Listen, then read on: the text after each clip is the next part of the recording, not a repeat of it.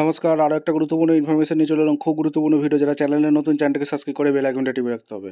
ভূমিহীন ক্ষেত মজুরের যে 4 টাকার প্রথম কিস্তির 2,000 টাকা আজ থেকেই ব্যাংকের অ্যাকাউন্টে ঢুকতে চলেছে।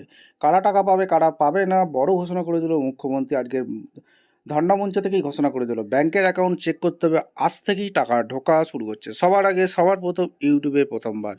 ভিডিওটা খুব ইনফরমেটিভ হতে যাচ্ছে। চ্যানেলে ফার্স্ট টাইম দেখলে চ্যানেলটাকে সাবস্ক্রাইব করে বেল আইকনটা টিপে রাখতে হবে। লেটেস্ট গুরুত্বপূর্ণ আপডেট পাওয়ার জন্য স্টেপ টু স্টেপ আপডেটটি আপনাদের সামনে তুলে ধরছি।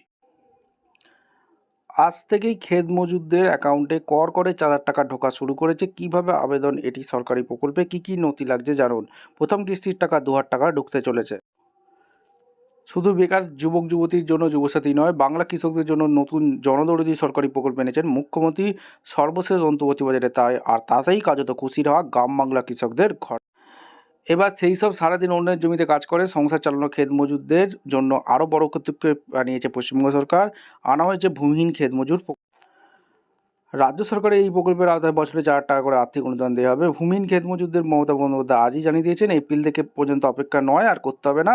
আজ থেকেই সুবিধাভোগীদের ব্যাঙ্ক অ্যাকাউন্টে ঢুকবে যুবসাথীর মতো ভূমিহীন ক্ষেত মজুরদের টাকা।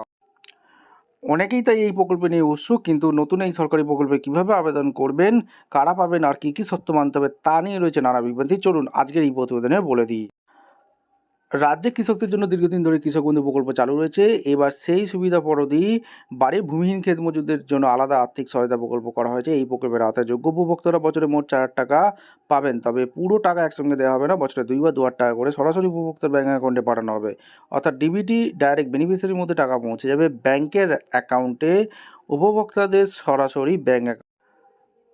কারা এই প্রকল্পে আবেদনের যোগ্য? সবাই এই প্রকল্পের সুবিধা পাবে না, নির্দিষ্ট কিছু শর্ত পূরণ করলে আবেদন করা যাবে। আবেদনকারীকে অবশ্যই একজন ভূমিহীন ক্ষেত মজুর হয়ে থাকতে হবে, অর্থাৎ তিনি অন্যের জমিতে শ্রম দিয়ে জীবিকা নির্বাহ করেন এমন ব্যক্তি হতে হবে। আবেদনকারী নিজস্ব কোনো কৃষি জমি থাকা চলবে। আচ্ছা, যারা ইতিমধ্যে কৃষক বন্ধু প্রকল্পের সুবিধা পাচ্ছেন তারা এই প্রকল্পে আবেদন করতে পারবেন না। ভাগচাষী বা বার্গাদাররা এই প্রকল্পের আওতায় পড়বেন না। আবেদন ফর্মে স্পষ্টভাবে উল্লেখ করতে হবে যে আবেদনকারী বার্গাদার। আবেদনপত্র পূরণের নিয়মে এই প্রকল্পের জন্য নির্ধারিত আবেদন ফর্মটি 3টি আলাদা পাতায় বিভক্ত। প্রতিটি অংশ সঠিকভাবে পূরণ করা অত্যন্ত জরুরি। প্রথম পাতা ব্যক্তিগত ব্যাংকের তথ্য পড়বেন। এই অংশটি ইংরেজিতে বড় হাতের অক্ষরে পূরণ করতে হবে। এখানে আবেদনকারীর নাম, পূর্ণ ঠিকানা, গ্রাম পঞ্চায়েত, ব্লক, জেলা, পিনকোড এবং বাবার আর স্বামীর নাম লিখতে হবে। এরপর জন্ম তারিখ উল্লেখ করে 1/1/2026 অনুযায়ী বয়সটা লিখে দিতে হবে।